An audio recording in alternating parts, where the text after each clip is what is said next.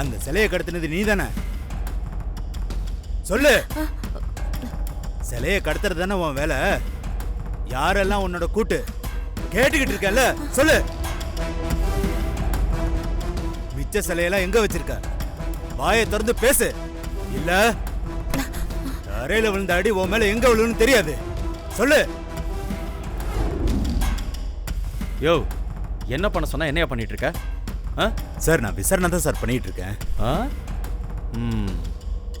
அப்படி என்ன விசாரிக்கிறீங்க?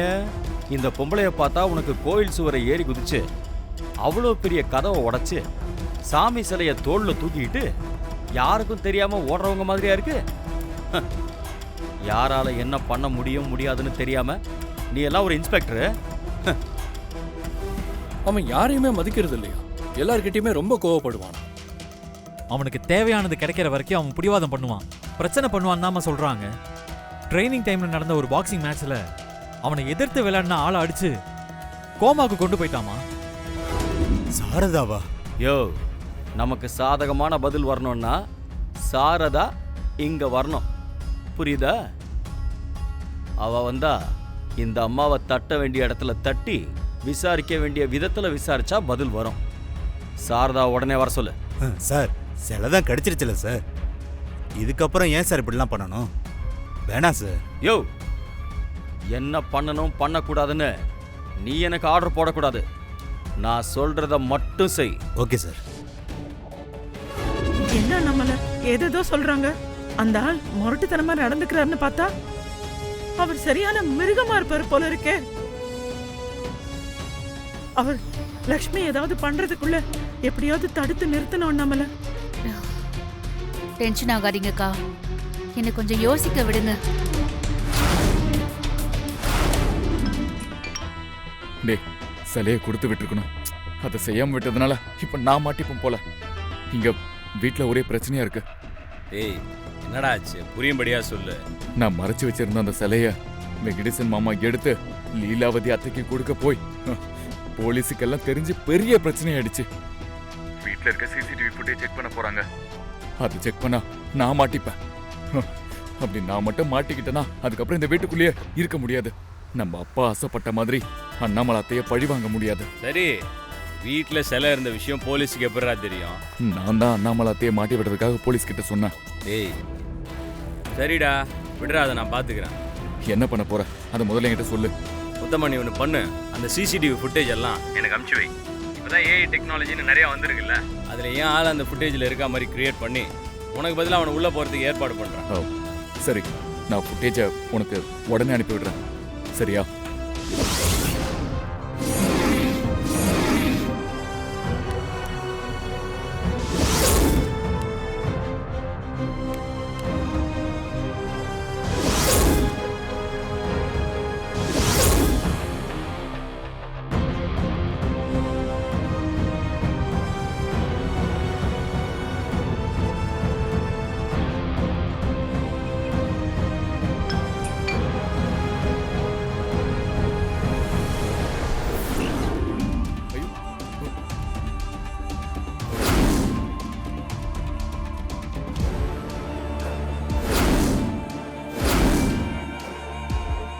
இவன் எதுக்கு சிலையை கொண்டு வந்து நம்ம வீட்டுல வைக்கணும்? ஏதோ திருடனா இருப்பான். திருட்டு பொருளை ஒளிச்சு வைக்கிறது எங்கன்னு தெரியாம நம்ம வீட்டு லான்ல ஒளிச்சு வச்சிருக்கான்னு நினைக்கிறேன். இல்ல, இது தெரியாம நடந்த விஷயம் இல்ல, பிளான் பண்ணி பண்ணிருக்காங்க. எப்படிமா சொல்றீங்க? இந்த ஆளு நான் தண்டபாணி கூட பாத்திருக்கேன். இவனோட பேரு கூட சதீஷ்னு நினைக்கிறேன். என் மேல பழி போடணுங்கிறதுக்காகவே தண்டபாணி திட்டம் போட்டு இப்படி பண்ணிருக்கான்.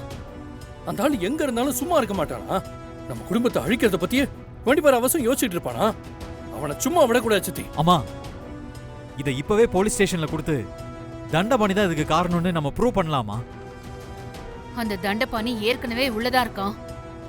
இதை கொண்டு போய் கொடுத்து எதையும் நிரூபிக்க முடியாது. நம்ம செய்ய வேண்டியதெல்லாம் லக்ஷ்மியை வெளியே கொண்டு வர்றது மட்டும்தான். தண்டபாணி மேல கேஸ் கொடுத்தாலும் எனக்கு தெரியாது, என் ஆளு தெரியாம பண்ணிட்டான்னு சொல்லிட்டு போயிட்டே இருப்பான். லக்ஷ்மிய வெளியே கொண்டு வந்துட்டு அதுக்கப்புறம் இதுக்கு என்ன பண்றதுன்னு எனக்கு தெரியும். நான் பாத்துக்கிறேன். சார், வாங்க சாரதா. யாரையோ விசாரிக்கணும்னு நம்ம இன்ஸ்பெக்டர் கூப்பிட்டு இருந்தாரு சார். ம், அதுவும் அந்த அம்மா தான். இந்த அம்மா வாயிலிருந்து அண்ணாமலை குடும்பம் தான் சிலை கடத்தல் பண்றாங்கன்னு சொல்லி வாக்குமூலத்தை வாங்கிட்டு வரணும். அதுக்கு எவ்வளோ டைம் ஆகும்? ஒரு 2 மணி நேரம் கொடுங்க சார். நீங்க சொல்றத அந்த பொம்பளைய சொல்ல வைக்கிறேன். 2 மணி நேரமா? நீங்க சீக்கிரம் முடிப்பீங்கன்னு தான் நான் உங்களை வர சொன்னேன். அதிகபட்சம் 2 மணி நேரத்துக்குள்ள முடிச்சிடலாம். சரி, போய் சீக்கிரம் முடிச்சுட்டு என்ன கூப்பிடு சாரதா. யார் நீங்க? மேடம், இவங்க தான் அண்ணாமலை. இவங்க லட்சுமியை பார்க்க வந்திருக்காங்க. ஓ, அந்த சிலை கடத்தின கும்பலுக்கு தலைவியா? மேடம், தேவையில்லாம பேசுறீங்க.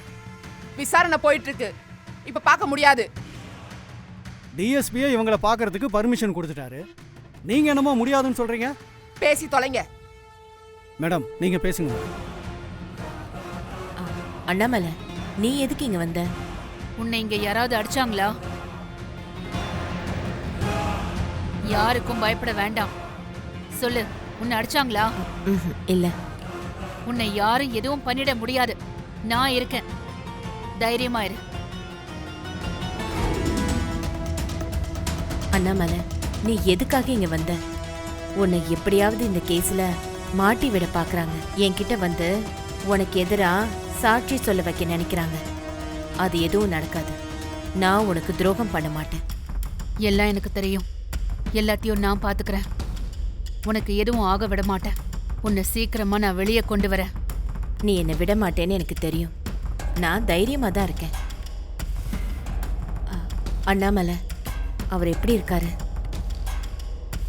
இதனால அவருக்கு எந்த பிரச்சனையும் இல்லைல்ல? என்ன பெரிய தியாகின்னு நினைப்பா உனக்கு? என் குடும்பத்தை காப்பாத்த எனக்கு தெரியும். நீ இதெல்லாம் பண்ணணும்னு அவசியமே இல்ல. உனக்கும் என் குடும்பத்துக்கும் எந்த சம்பந்தமும் இல்ல. இனிமே அது புரிஞ்சு லிமிட்டோட நடந்துக்கோ. நான் ஏதாவது தப்பு பண்ணியிருந்தா என்னை மன்னிச்சிரு அண்ணாமலை.